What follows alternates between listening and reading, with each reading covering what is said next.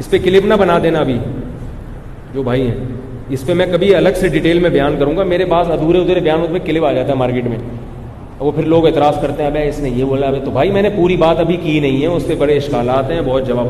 ابھی ایک میرا یا رسول اللہ پہ کلپ چل رہا ہے مارکیٹ میں, یا رسول اللہ کہنا شرک. اس پہ لوگوں نے بریلویوں سے سوال اور پتہ نہیں کیا کیا. میں تو کوئی دیوبندی بریلوی کی بات نہیں کرتا, اس کو خام خواہ میں فرقہ. یہ کلپ بنا دیں, یہ جو بھی بات کہہ رہا ہوں, یہ جو یا رسول اللہ والا چلا ہے نا, میں نے اس میں بریلویوں کی مخالفت میں نہیں کہا بھائی ہے, نہ میں بریلویوں کو مشرک سمجھتا ہوں.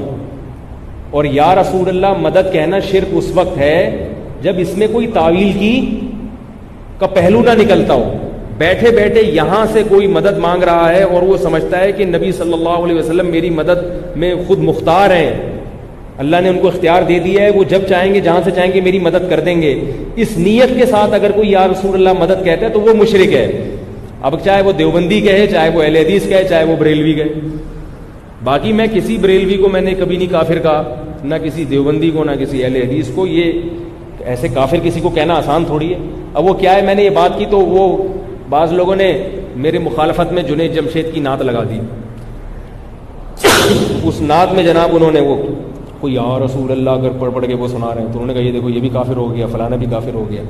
تو وہ چونکہ ادھورا کلپ ہے, پوری بات نہیں ہے, تو وہ کلپ اب مجھے لوگ کہہ رہے ہیں کہ اس کو نکالو. میں کہ کب تو نشانہ تو نکل گیا, اب کہاں سے کھرش کے نکالے بھائی اس کو. تو میں نے کہا پھر ایک اور کلپ بنا دیں گے اس کے رد میں کہ وہ والا غلط تھا, ٹھیک ہے نا.